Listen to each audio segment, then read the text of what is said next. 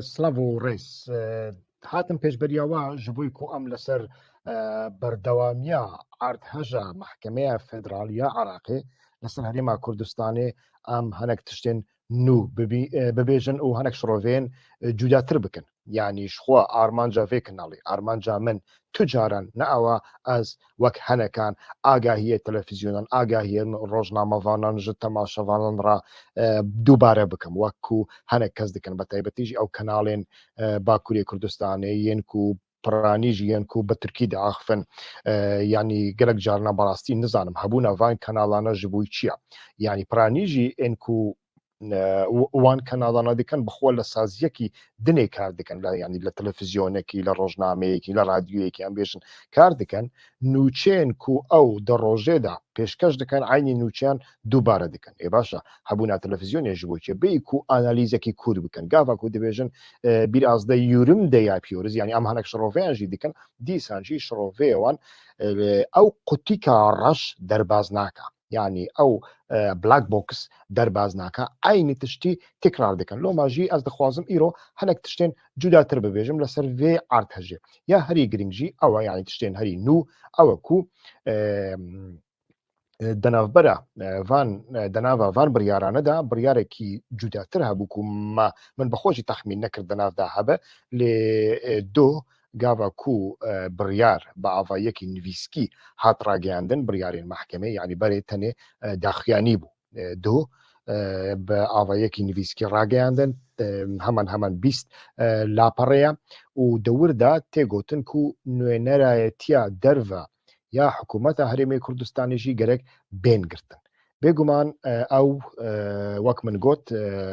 nedahat payîn ku tiştekî wisa têda hebe ji bo ku şikayet skala hem yê yekêtiyê hem yê mamostayê û memûr û karmendên Kurdistanê ku yani ew niha gelek kanalên kanal û em bêjin rojnamevanên ku van tiştane ji we re dibêjin yani naxwazin rastiyê bibêjin. Çima naxwazin rastiyê bibêjin? Yani dibêjin ew dadgeya Iraqê wisa biryar daye. Beriya her tiştî dadgeya federal bi xwe nekarî bi serê xwe çi biryaran bide. Yani gerek aliyek hebe şikayet kiribe skala kirdibe û li gorî vê şikayetê ew rûdinîşin lêkolînê dikin û biryar didin. û biryarê ku didin ew biryar gerek li destûr de hebe li gorî filan maddeya destûra bingehîn ya Iraqa ya Iraqa nû ya 2005 ku piranî jî de ez dîsa vî tiştî dubare dikim bi destê Kurdan hatiye nivîsandin bi destê Kurdan hatiye îmza kirin û piranî jî wê demê yekêtî û pedekê ji me dixwastin ku em dengê xwe bidin û li sedî heftê û sê ez bawerim deng anîn li Kurdistanê li gorî vê destûrê mehkeme biryar dide lê wek min got gerek li Kurdistanê aliyek hebe skala şikayet kiribe dawa nivîsandibe ew kîne beriya her tiştî mamostane mamosteyên Herêmê Kurdistanê ku sê meha mûçe negirtine ew bû heyveçarê karmendin karmend jî wek mamostayan mûçe wernagirin. Çima mûçe wernagirin min li ser wê bernameyekî dûr û dirêj çêkir ez naxwazim dubare bikim lê tenê mirov dikare çend gotinan bibêje. Ew jî ew e Wezareta Maliye Wezareta Darayî ji Herêma Kurdistanê dixwaze lîsteya xwe bişîne lîsteya mûçexoran lê di vê lîsteyê de ji nîvî zêdetir sextekarî heye. Yani ev sextekarî mirov rastî bibêje ne tenê li Kurdistanê heye di nava heşdî şeعبî de jî heye di nava heşdî şeعبî yani li Iraqê ez nekarim bibêjim li nava herêmên dinê heye Herêma Basra Herêma Necef tiştekî wisa ne lê di nava ew rêxistinên عسكري داجي هي مينا حشد الشعبي دنافوان داجي يعني موچخورن خيالي هنا كو كارناكن لكردستان دا نتني دنافا پشمرگيان دا هي كو نيزي 9 مليون پشمرگه هي موچدستينه لگاوا كو امريكي دخوازی داهێنانێکی بکە ئانژی دخوازی کارێکی بکە دخوازن لە مەیدانی هێژمارە پێشمەرگیان ببینێ تەنێ 6,000 کەس ئامادەیە بە هەردوو پارتیا یا دنێژی وەک من گوت دەناوا لیستەیە موچەدا سەختەکاری هەیە ئەو سەختەکاری چییە هەنێک ناو هەنە دووبارەنا هەنێک ناو هەنە خەیالینە و حکوومەتە عراقی ji berê de dibêje em amaden berdewam mûçe bidin lê em naxwazin mûçe bidine kadroyên hîzbî ام موچه تسلیمی کادرین حزبی ناکن ام دخوازن او کسین کو دوام دکن کار دکن ناویوان جمره بشینن ام ددن وانا لێ دە لیستەیە موچە کوردستانیدا بەڕاستی بە حەزاران کەس هەنا کو نە خەڵکی عراقینە ئەس دیسا ڤی تشتی دەبێژم لەو ماژی موچە نەهاتێداین ئەم دیسا ڤەگەڕین سەرڤەیەکی بڕیارە دادگاها عراقی نا لە سەرڤێ بنگە هەیە و دادگە بە سەری خۆ بڕیارن دەدا کەسێک لە ناوە کوردستانی دەشکایەت کردە یەک ji بۆی موچە من گوت کارمەند و مامۆستایان کوردستانێنە کو سێمەها لەسەر جادێنە کەناڵێکی کورمانجی vەیەکێ نابینی بەحس ناکە گەلێک مامۆستا هەنە جلەی خۆ فرۆتنە مامۆستا دچن لە جامیان دەگەڕێن ڕۆژە ئینێ گاواک و خەڵک لە جامیە دەردەکەوێ ئیدی داخوازیە پارە جوان دکن یعنی مامۆستا گەشتیا ڕەزارەتێکی وسە چەند مەهن هەنێک خوێندنگە مامۆستا داوام ناکەن یعنی مامۆستایەک موچەنەستینی چمە داوام بکە موچەژی هەیە ئەبیەک یا دنێژی داهاتێن پترۆلی و غیری پترۆلێ ناین تەسلیمکردن ئەوژی هەیە یعنی حکوومەتە کوردستانی دەبێژە ئەو داهاتێ من هەیە ئەو ji بۆی من ji بۆی پارتیا من ئەو داهاتێ ئەگەر لە عراقێژی موچە هات ئەز وێ موچێ دەدەمتە ئەز وێ موچە دەدەمتە لێ ئەو موچەژی حتانەها نیڤنیڤیدانە ئەز وێ مژارێ درێژ ناکەم سەر نوێنەرایەتیە حکوومەتە هەرێمی کوردستانی یعنی بەرێداژی لە دەستوردا تشتێکی وسە تونەیە و حکوومەتە هەرێمی کوردستانی نوێنەرایەتیا خۆ هەبێت دیپلۆماسیە بەسەری خۆ بکە نەها ئیالەتە باینەر ئیالەتە کۆلن ئیالەتە بەرلین دەکارێت بە سەرێ خۆ بیرۆیەکی لە سۆمالیا vەکە و کاری دیپلۆماسی بکە یعنی ڕاستیان ئەم ببێژن لە کیژان سیستەما فدرال دە تشتێکی وسە هەبوویە و هەیە نینە و ئەو نوێنەرایەتی نەها هەر نوێنەرایەتێک مەسەلە نوێنەرایەتیاوانی هەری مەزن لە بروکسلەیە 10-15 کەس تێدا بەڕسمی داوام دکەن بەلکی 10-15 کەسێ دنێژی تەنێ موچە دەستی بوو داوامژی ناکەن و ئەو کەس 100% حیزبیان هەشکن حیزبی کەسێن حیزبین هەشکن دابشکردە هەنێک نوێنەرایەتی یەکێتێنە هەنێک ژە پەدەکەن یە پارتیە زێدەترن بێگومان و خزم و کەس و مرۆڤێن خۆ کادرێن حیزبی لە وردا تەعین دکەن و گەلێک نوێنەرایەتی من دیتنە بەڕاستی ئاستێوان یعنی ئاستە شوانێکی نینە و هەنێک جوانەژی ئەن ژۆر ئێک و سەرۆکاتیا ئەم بێژن بەرپرسێوان نوێنەرایەتیانن چوونن دیپلۆمەک دکتۆراتەك ماستەرێک ژێرای کڕینە لێ ئەو دکتۆرات و ماستەرێوان دەبینی و تو لە ئاستاوانی جواکی و ئەخلاقی دنەری تو دزانی ئەو کەس نەتەنێ دکتۆرات و ماستەرێوی نینە ئەو کەس یعنی گومان دکات چویە مەکتەبێ ناوەندی ئانا بەڕاستیژی ڤانتشتانە هەنا یعنی دەمادەیە دەستوری عراقیدا ئەس باوەرم مادەیە 112 ئەگەر خەلەت نەبم دەوردا بەحث دکا و تەنێ وەزارەتە دەرڤە یا عراقی دکاری کاری دیپلۆماسی بکە ئەوژی چوو لێ وەکمەوە گوت لە دەوردا تەنێ گومانێکی من هەیە گەلۆ لە هەمبەری vê کەسێکی داواڤە کریە ئانا هەگەر و کەسێکی داواڤە نەکردبێ بێگومان ئەو هەنێکی جێگومانەیە ژخوا دادگەیە هەموو دنیای دادگایان فدرال دادگایان سیاسینە لێ دادگا سیاسی چییە دادگا سیاسینەها ئەو لە هەرێما کوردستانێژی یەک و دژایەتیە ڤان بڕیارانە دکەن دەبێژن دادگا بڕیاری سیاسی دادگا بڕیاری سیاسیدانە باشە هەمووی بڕیاری سیاسینە لێ سیاسەتێکی چاوە سیاسەتێکی ئەو پارتیزانی بێ وەکووە هاژی تشتێکی دنیا نەها مەسەلە ئەس میناکەکی بینم گاوا مرۆڤک دچە دادگەیە دەبێ ئەس دەخوازم ژە خانماخۆ ئاژی ژهاv ژیناخۆ جودا ببم دادگا چ ژێرا دەبێژی دادگا ژێرا دەبێژی برایە من خوشکێ من هەرن پرزگرێکی خۆ هەوڵ بدەن چارەسەر بکەن ئەم دوسێ مەهان دەرفەت دەدەنەوە هەگەر و تشتێکی پرجددینینە بە هەورا باخن پرزگێکی خۆ چارەسەر بکەن و چما دێن دادگای و مەسرفان دکەن و دەم ونداڵ دەکەن و فلان و بێوە بنەرە گەلو ئەف سیاست ئەنا ئەبژی سیاستە دادگای عراقێژی وسایە مثلا ئەحمەد حاجی ڕەشید هەیە لە کۆمیسیۆنە مالیە لە ئەم بێژن وەجبەیە پەرلەمانە عراقیدا یا بەرێدا کار دەکرد ڤان ڕۆژانە تشتێک گوت گۆ ئەز بەرێ من شکایەتێک بر لەسەر هەڵبژاردنێکی من شکایەتێک برجەم دادگای فدرالی عراقی بە سەرۆکەی دادگای ڕاڕوونیشتە من گۆ لێ بنەرە لەڤر ناحەقی هاتیەکردن سەختەکاری هاتیەکرد دەگۆ سەرۆکەی دادگایە گوت ئەژی دەزانم و ئەس دکارم بە یەک ئیمزا vê هەڵبژاردنێ هەلوەشین لێ نەها ئەم وێ هەڵبژاردنێ هەلوەشیدن عراق دەڤاڵاتیەدا دەمینێ گاڤاکو دەڤاڵاتیەدا بمینێ پەزگرەیەکە نا ئیستیقراریە دەردەکەون ji خۆ ڕەوشامە نەباشە داعش هەیە فلان هەیە بێوان هەیە شەڕ هەیە ئەم نەها vêyekê demekî de bidin sekinand gelo ew biryareke siyasî belê siyasî lê biryarekî siyasî ku de berjewendiya hemî dewletê daye û hemî civakê daye lê biryara ew biryarên ku li ser Herêmên Kurdistanê hatine kirin bi çavekî netewperistî û milliyetçîtî û nasyonalîstî lêmenerin hûn jê fam nakin bi wê rengî ew biryar wek min got yek dawa hatiye kirin û ew dawa jî li Kurdistanê hatine kirin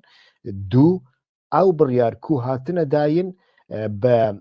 destûra bingehîn ya ku Kurdan îmza kiriye hatiye zengînkirin li wir da çavkanî destûra bingehî li gorî destûra bingehîn hakim dikare biryar bide ya sêmîn ew heyeta mehkemê neh kesin du hakimê Kurd têda hene ku hakimê temamin yek jî hakimê asîstanta an jî cêgir e an jî yedek e yani sê hakimê Kurd têda ne devan hemî biryaran da îmzayê wan jî li ser e û ew hakim kîne ne tenê Kurdin ew hakim yek nûnerê Yekîtî Niştimanî Kurdistaniya ya duwemîn nûnerê Partî Demokratê Kurdistanî û berê jî tenê yekêtî û pedekê li Perlemana Kurdistanê deng komkirine îmza komkirine ji bo ku ew hakim bên teyîn kirin niha pezgirêka herî sereke devir de ew e gelo bi taybetî jî Partî Demokratî Kurdistan çi dike li hemberî van hemleyên an jî erdhejên dadgeya Iraqê ji xwe dadgeya destûrî dadgeya federal biryarên wî tenê tu dikarî bi cê bînî tu nekarî biryar rad bikeyî tu nekarî biryar got û bêj bikeyî an jî biryar bideyî kelekekî tiştekî wisa nabe li dadgehên dinê dibe tu dikarî biryarê tane li biryarê dadge bideyî û biçe îstînav bikeyî biçe dadgehekî jortir lê biryarê dadgeya destûrî nabe ji bo ku li ser bingeha destûr ew biryar tên dayîn û bi avayiyekî kolektîv deng tê dayîn loma rêkek pêşiya pedekê an wî qebûl dike an wî qebûl nake yani me di dîrokê de dît mixabin meselan salên 1960 gava ku beriya 60 pêncî û nehê ye ez bawerim pêncî û heşt ji xwe Abdülkerim Qasım sırf yek ji fermandeyên serbazî kudeta dike derbe dike li ser padîşa dirûxînî Iraq dibe komarî û piştî wê Qasım bangî mala Mustafa Barzanî dike ku wê demê li Sîbîrya penaber bû di nava berfêda bû û mala Mustafa Banî Iraqê dike û rêz lê digire îmkanekî zêde dide û bi wê rengî jî mala Mustafa dibe serokê Partî Demokratîk Kurdistan ku ji aliyê İbrahim Ahmed yani bapîrê bafêl Talebanî Qubat Talebanî û Hemza Abdullah hatibû damezrandin ew partî dibe serokê we partiye çawa dibiye ez wê ew mijarekî dinêye ez nakevim nav de wê demê êdî birya yani got û bêj tê kirin ku mafên otonomî bidin Kurdan û destûrekî nû binivîsin Abdülkerim Qasım keseke yani kesekî ku li Iraqê kesî ku herî kêm em bêjin netewperist bûye an jî taîfî bûye kesekî wisa yani serokekî wisa nebûye ew mêjû hemî Kurdên nivîskar dizanin bixwe li Barzan ew bûye serfermande bûye têkelaviyekî wî mezin bi Kurdan re heye ez bawerim diyawî şîeye bavêwî sunneye kesekî bi wî rengê yani bi her millet bi hemî milletên Iraqê têkelaviyekî wî heye û jiyan pêş dike abûriyê pêş dixe bi taybetî jî li Kurdistanê nexweşxane û cade û pir û tiştên wisa pir avadan dike gava ku mala Mustafa tê Iraqê 2 milyon kes li Kurdistanê swarî erebeyan dike dişîne Bexdadê xwarin û hotelê wan hazir dike her tiştên bi wî rengî داویە دائیدی عبدولکەریم قاسم یاسایە ئیسلاح زراعی ئیعلان دکە ینی ڕیفۆرمکردنا زراعیدا عرض ji ئاغیان دەستینێ ئاغەیە کورد و عەرەب و دەدێ جۆتکارە تشتێکی وسا دیکە و دەوێ دەمێدا ئاغیان کوردستانی پڕانی ناڕەحەت دەبن لە ئالیەکی دنێ هەنە کۆنژۆکتۆرێکی دنێ عبدولکەریم قاسم ji بۆی و کۆماریە پادیشای نێزی ئەمریکا و ئینگلیس ڕووخاندیە و نێزیکی یەکەتیا سۆڤێتەیە و بە پارتیا کۆمونیستە عراقێژی هاوپەیمانەش خووە بە پەدێکێژی هاوپەیمانە لێ پرانی یعنی وەک من گوت پشتی خۆدایە یەکەتیا سۆڤێتێ ئیدی لەیستۆکەکی ئیسرائیل و شای ئیرانەیەک و لە عراقیدا فیتنەیەکی چێ بکەن شەڕێکی چێ بکەن دەناوبەرە کورد و حکوومەتە عراقیدا داکە حکوومەتە عەبدولکەریم قاسم لاواز بکەن وێ دەمێژی ئیدی تەسادف خۆ بەریوێ دەناوبەرە بارزانی و زێباریاندا دژمنداری هەیە ئیدی ئەس باوەڕم مەحموود بەگێ زێباریە لە مووسڵێ تێکوشتن گاواک و تێکوشتن پۆلیس چەند کەسان دەگرێ و ئەندامێ پارتی دیموکراتی کوردستانی عراقێنە و حتا نێزی مەلا مستەفانە و دەوردا ناکۆکی چێ دەبێ و مەلا مستەفا ئەمجی پارتی دیموکراتی کوردستان ژە عەبدولکەریم قاسم دەخوازی و ئەو کەس بێن سەربەستکردن ئەوژی دەبێژێ ئەو بە ئەمرێ حاکم هاتنە دەستگیرکردن ئەس نەکارم وانە سەربەست بکەم ژبووی و ئەس نەحاکم ئەس ئینسانێکی سیاسیمە حاکم حاکمە سیاسی سیاسەتی دکە حاکم بڕیار دەدا ئەس نەکارم دەستوەردان لە کارێ حاکمدا بکەم حاکم وانە تاقیق دکە هەگەر و تاوانێوان هەبێت دە کوشتنێکی وسادا ئێدی ئەو بێن تاوە بێن حەبسکردن بێن جەزاکردن هەگەر و تاوانێوان نەبێ ئەو بێن ئازادکرد لێ ئەڤ یەک دبە سەبەب سەدەمەک و ئێدی شۆڕش چێ دەبە ئەم بێژن سەر هەڵدان چێ دەبێت لە دژی عەبدولکەریم قاسم دەستکەفتیان کو ji Kurdan rahatine dayîn wê demê û kesekî wisa ku mirov dikare bekarbînî ji bo gêştina mafê Kurdan ji dest diçe Abdülkerim Qasım pir lawaz dibe bi sedema şer kî bihêz dibe li Iraqê Basiyên şovînîst û neteweperist yani Erebên nasyonalîst pêş dikevin û bihêz dibin û firset dibînin dawî jî kudeta dikin Abdülkerim Qasım li sêdare didin û li hemberî Kurdan jî şer dikin ew şer berdewam dike niha divê ev dîrok bê baş bê teqîqkirin berastî û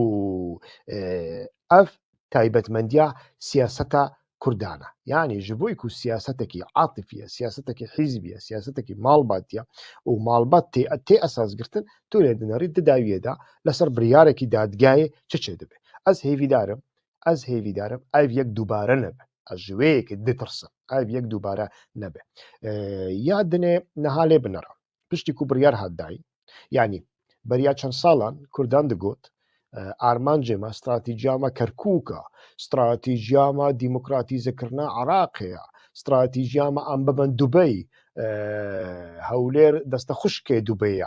êdî bêvî rengî slogan û bêvî rengî em mutefîqên stratîjîk ya Amerîkan e Amerîka çav li me dike Amerîka her tiştekî pirs bi me dike filan û bêwan temam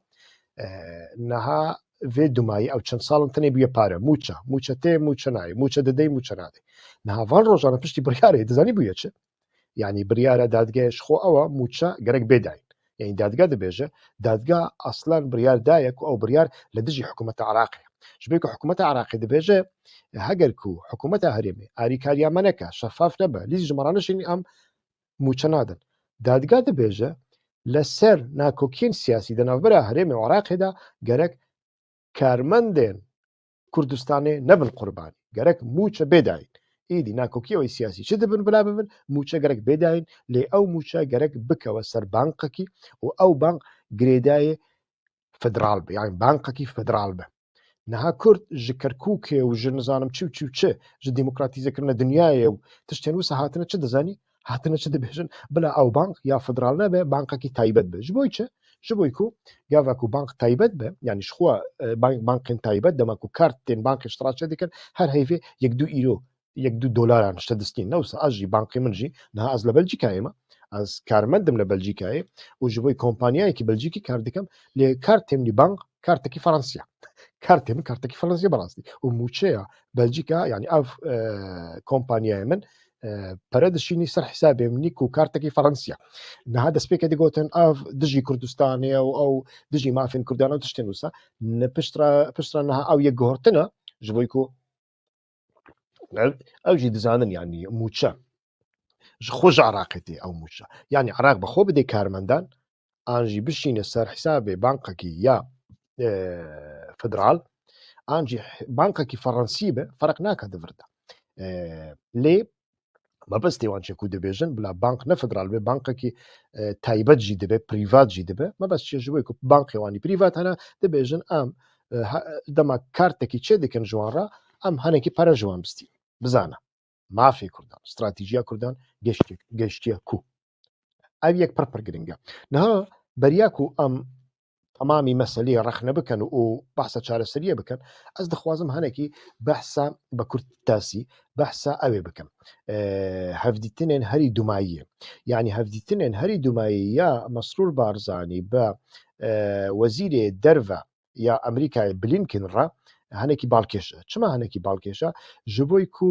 دەدەمەکی دە ku عراق بڕیارێن وسا دەدێ دە هەمان دەمێدا لە ئەمریکایە دۆزێک لەسەر 5 کاربەدەستێن پارتی دیموکراتی کوردستان پەدەکێ لە ئەمریکای هاتیە vekirن یعنی من دەستپێکێ داژی وسا قەناعەت کرد یعنی ئەو دۆز نایوێ واتایەک و ئیرۆ پۆلیسی ئەمریکی بێ و مەسرور بارزانی بگرێ ئانجی ڕێکی نەدا بچە دەرڤە ئانجی پاسەپۆرت ژێبستین تشتێکی وسا زەحمەتە و ممکنجی نینە لێ دەستپێکدا من بوسە باوەڕ کرد و دبەک و ئەو شکایەت بکەن ئامرازێک بکەن ئاراجێکی سیاسی و گوشارێ زێدەتر لەسەر مەسرور بارزانی لەسەر پەدەکێ بکەن و بەڕاستیژی ما ئەو یەک دیت یعنی مەسرور بارزانی گاوەکو چویە ئەمریکایە ji خۆ هاتبوو بانکردن لێ ئەو نەشەرتە بەخۆ بچە ینی ئەزوێژی بێژم نەشەرتە بەخۆ بچە ئەو دکارە ئەدڤۆکاتژی بشینێ مەسرور بارزانی نەشەرتە بەخۆ بچێ ینی لە ئەمریکای دۆزێک سەرتا هاتیە vekirن ڕاستە ئەو دکارن دۆز لەسەر مەسرور بارزانی vekن دەکارن دۆز لەسەر هەر کەسی vەکە ئەمریکا کو لە ئەمریکا عەردێوی هەیە کارێوی هەیە ئانژی ناسنامە و ڕەگەزنامە و جنسیەتەویە یا ئەمریکیە مەسرور بارزانی ئەویەکێ مەسعود بارزانیژی هەیە ماڵباتە بارزانانی هەمی عەردێوان لە ئەمریکا هەیە گەلێک بەرپرسێن دنێ یا پەدەکێژی هەنە و نوێنەرایەتیا پەدەکێ لە ئەمریکای هەیە ji خۆ دکارن کارێکی وسا بکەن لێ دکارە ئەو ئەدڤۆکاتی خۆ بشینە لێ ئەو بەخۆچ و احتیمالێکی مەزن هەیە لە سەرڤەیەکی هەنێکی بازارێک هاتیەکردن ئەز وسا تەخمین دیکەم بازارێک هات بیکردن لێ تشتێ هەکو ینی مرۆڤ چوا دکارە ببینێک و لە سەرڤێ بازارێک هاتیەکردن لێ بنەڕن هەواڵی هێژە ئەز نەها بەلگەیەکی نیشانیوە بدەم کە ئەس دکارم بینم سەر ئەکرانێ هێویدارم ئەس بکارم بین وەدیت ئەو بەلگە بە زمانی ئینگلیزی ژە ئالیێ وەزارەت تا دەرڤە یا ئەمریکای هاتیە ڕاگەاندن لەسەر جڤینە مەسرور بارزانی و بلینکن دەوردا بەحسا چ دیکە لێ بنەر دەوردا بەحساوەیەکێ دیکا دەبێژە وەزیر بلینکن ئەستانێ تشتن حساس دەبێژم کو دە ڕاگەاندنە حکوومەتە هەرێمی کوردستانی ناین گوت ئەزوی دەبێژم وەزیر بلینکن پشتیوانیا خۆ ji bo havkariya avakir di navbera hikûmeta Iraqê hikûmeta Herêmê Kurdistanê û her wiha yekrêziya zêdetir di nav Herêma Kurdistanê da ji bo pêşdabirina aramî û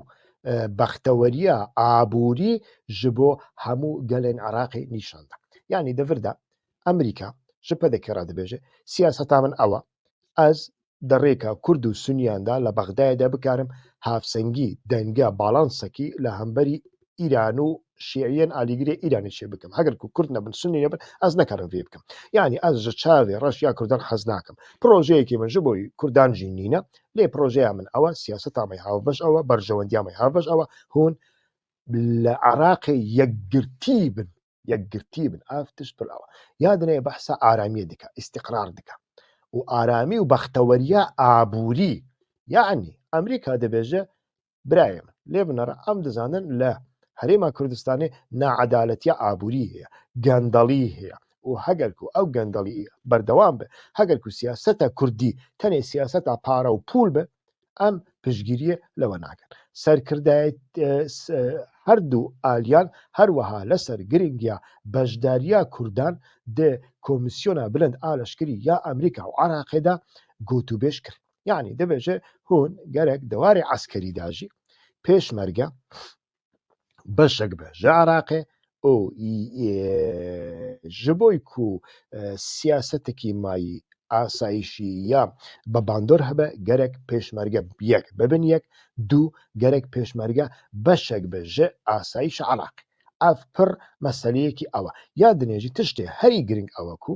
یعنی گرێدایێ ئەو دۆزاکو لەسەر 5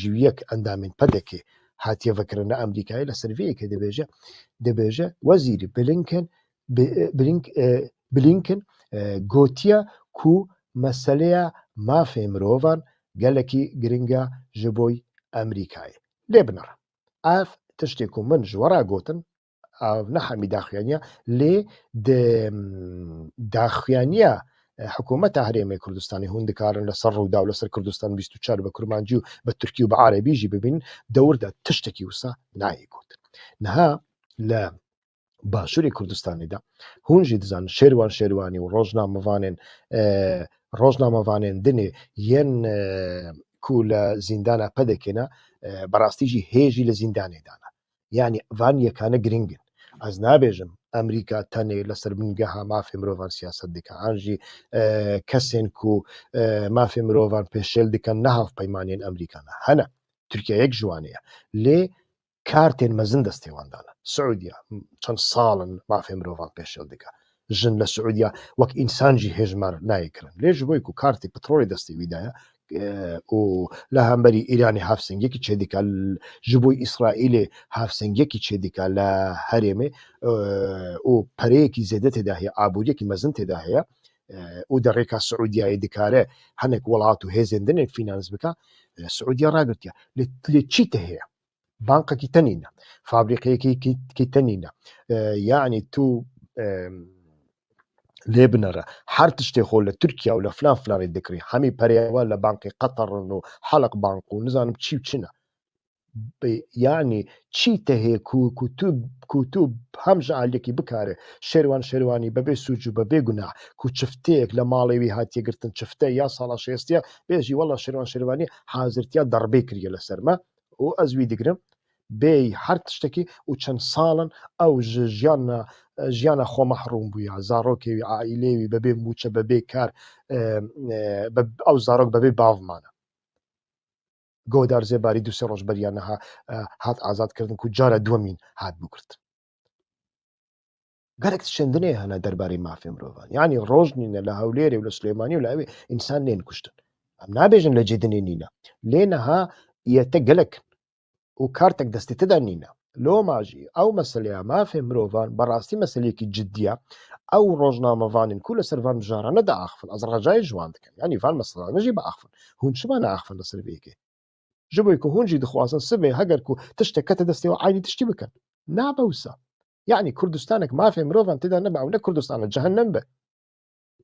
Ev pir giring e. Yani mirov nekare van meseleya ne wek ew keçika Betlîsî ku tenê li ser Twîtterê her roj dibêje her roj fotoğrafekî mala Mustafa Barzanî datîne, fotoğrafekî Kak Mesûd datîne, an jî kelîmeyekî dinivîsî bijî Kurdistanê. Bijî Kurdistan çi ye? Yani berê me li tewalîtê camiyan de mizgeftan de ji bo ku em nedewêriyan binivîsin me dinivîsî bijî Kurdistan.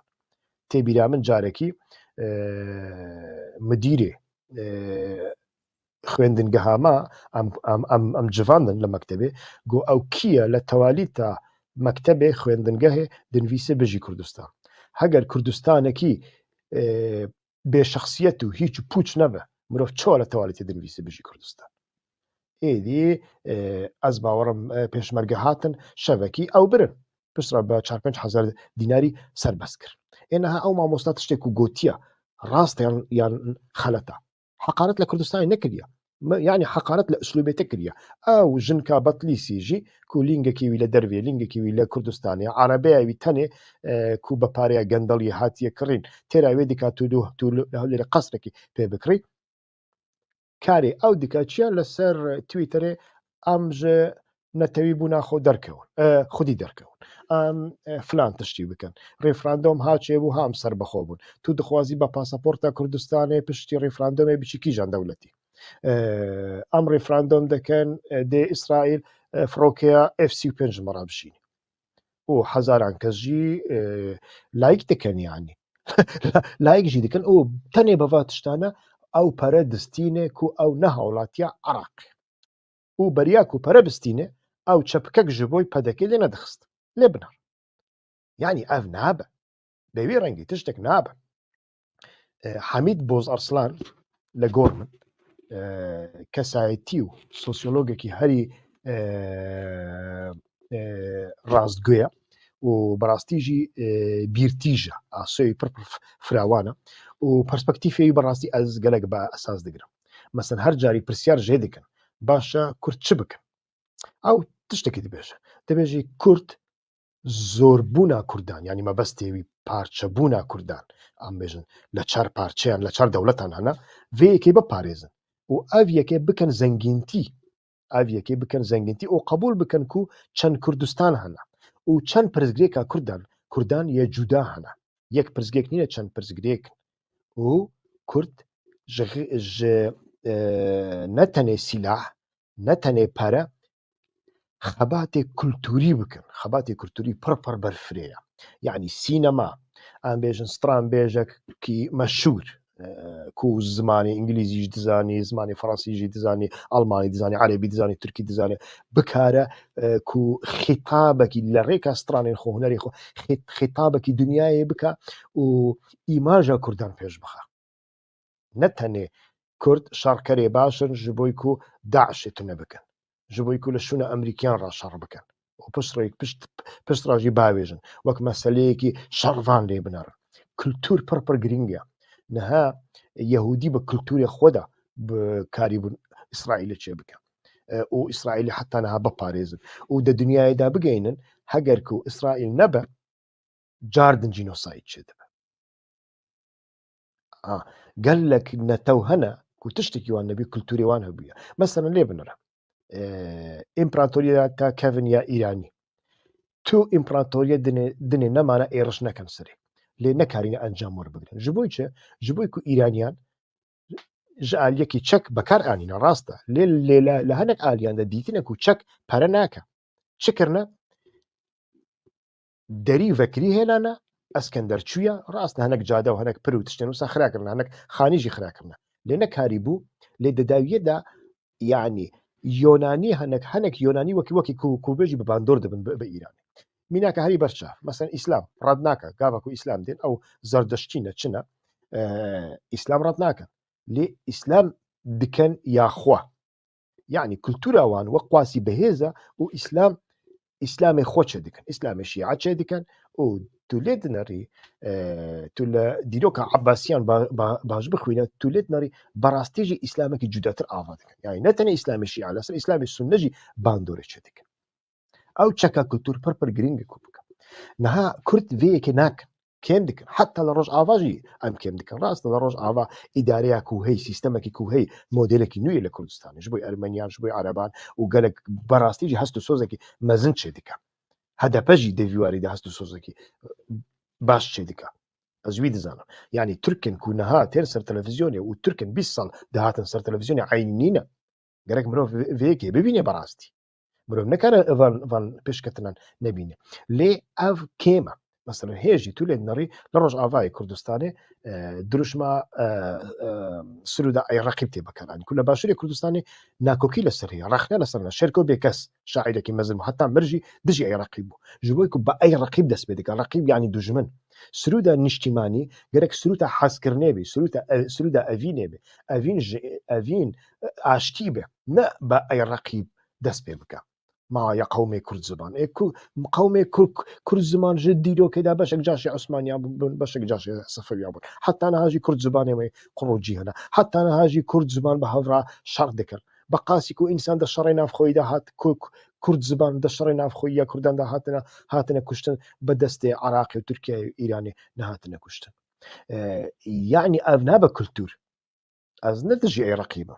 لê ev nabe kultur yani ev tiştekî etnîkî û tund de henekî xweş hezkirin têdanîne evînî têdanîne heger ku evînî têda nebû nabe ew û ew niha berastî jî ez ji Siruda Eyreqî fêm bikim û ez Ereb bim an jî Suryanî bim ez diçim civînekî xweseriya demokratîk gava ku Eyreqî lê dixin ez ê birevim ji wir berastî jî yani an jî Tirkman bim ez ê birevim ji wir bi wî rengî nabe yani ئەو مەسەلانە هەگەر ku wisa berdewam bikin û astê rojnamevan û kesên ku şirovên siyasî dikin ev be ku em dibînin Kurdlara heqsizlik yapıyor Iraq yönetimî Kurdların statüsünü kaldırmak istiyor yani tiştên gelekî bêmana ne statûya Kurdan statûyekî destûrî ye nayê rakirin lê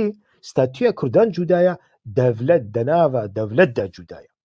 li ku dibe devlet di nava devlet de hebe û li her ciyekî be ew ne rast e encam wernagire گەرەک مرۆڤ vەیەکێ باش ڕۆڤە بکە و دەواری فکریدا مرۆڤ هەنێک ji derveyê قوتîka reş black box bikare bifikre netirse ji texwînkirina ji texwînkirinê û kafirkirinê ku jêra nebêjin xaîn an jî ku jêra nebêjin welatparêz e. Ev kengî welatparêziye min mînaka keçika jinka Betlîsî anî. Jinkê Betlîsî çûye 4-5 emeliyatê xwexweşikkirinê kirine. Bi pareyekî bi pareya mamosteyên Kurdistanê, bi pareyekî bi pareyên Me'mûriyê Kurdistanê. Wela çi ye? Wela Kurdistan yek e, em hemî Kurd in. û ji bo ku ji partiyekî hez nake, ji partiyekî hez nake, wê rojê çûye jinka Betlîsî dizanî çi kiriye? Propagandeya Hûdapar Hizbullah dike ku li meşekî de nizanim li Batmanê bû li kî bû meş kiriye ji bo zimanê Kurdî. Ya ew zimanê Kurdî bi cehennem be ku Hizbullahê terorîst kampanyayê jêra dike. Ji bo ku tu ji partiyekê hez nakî û tu propaganda ji bo Hizbullahê terorîst dikî ku destê wan bi xwînê Kurdan sor. Tu lê dinêrî? Tu nekokê dinêrî? Ew e welatparêziya wan. Ew e netewîbûna wan. Loma jî netewîbûn û welatparêzbûn gelek carna berastî maskeyeke di bin vî de aborî û pere û dizî û talan heye. Lê ew ne mafê Kurdan e, ew ne layıqê Kurdan e. Ew partiyên Kurdan, ew serhildanên Kurdan, ew şehîdê wan yani. Ev ne layıqê Enfala Barzaniyan e. Mirov gerek vê yekê bibîne. Kurd divê siyaset wisa dixwaze Kurd gerek bi bexdayê re bibin yek, şeffaf bin, yekêtî bin. Şerê wan bi bexdayê re li ser pereyan nebe. Şerê wan bi bexdayê de li ser dîmokrasiyê be, li ser mafê mirovan be. Li ser vê yekê be ku gerek milîs li Kurdistan li Iraqê nebin. Niha Kak Mesûd rîportajekî wî bi radyoya Motikar kiriye şikayet dike dibêje Serokwezîrê Iraqê mirovekî baş e lê hinek milîs hene naxwazin em bi hevra kar bikin. Milîs in. Baş e Kak Mesûd rast e. Milîs hene. Herkes dizanî li Iraqê de bi sedan milîs hene. Lê Kak Hemê Hacî Mehmûd li kelekê tê ye, hevalê tê ye, dostê tê ye, her du sê mehan carekî serdanekî wê taybet dike. Ma ya wî ne milîs e? Ew ne milîs e? Yani Hemê Hacî Mehmûd bi kîjan heqî hêzê wî eskerî heye? û kak filan û kak filan û kak filan bi kîjan heqî hêzê wanî eskerî heye? Gerek mirov vê yekê bibîne yani. Niha em ji kê re diaxivin yani. Hemî dunya van tiştane dizane yani. Em heta kengî xwe mexdûr bibînin û xwe mexdûr bikin. Ew pere nake. Hêvîdar im ew tiştane bi avayiyekî şeffaftir, bi avayiyekî firêtir bên nîqaşkirin li kerema xwe hewl bidin. Ez dîsa recayê dikim bi taybetî jî temaşevanên minî badînî û kurmancî gelekî kêm in ji bo ku mixabin. Kanalên ku hene bi Tirkî ne, bi Erebî ne, nizanim bi çi ne. û kanalên ku bi kurmancî hene berastî astê wan gelekî lawaz e. Astê wanî fikrî gelekî lawaz e. û ew tişt bi wê rengî çi nabin. Yek du kanal jî hene bi kurmancî ne, nav xwe naxwazim navê min, kanalên îstixbaratî ne tenê. Yani ji bo armancekî siyasî li dijî fikrekî taybet, li dijî hizbekî taybet hatine avakirin. Loma jî ez recayê dikim ji we ku van vîdyoyane parve bikin, ji dost û hevalê xwe re bişînin û kesên ku nebûne abone kanala me abone bikin û layîk bikin. Komentekî binivîsin heger yek kelîme jî bê yani ehtiyacê min bi komentan nîne lê gava ku koment hat nivîsandin hat layîk kirin mirov zêdetir dikarin bibînin. Heta bernameyekî dinê rêz û silav heger ku pêwîst bike ez ê carekî din li ser vê mijarên dinê bêm xizmeta we hîwa xweş ne.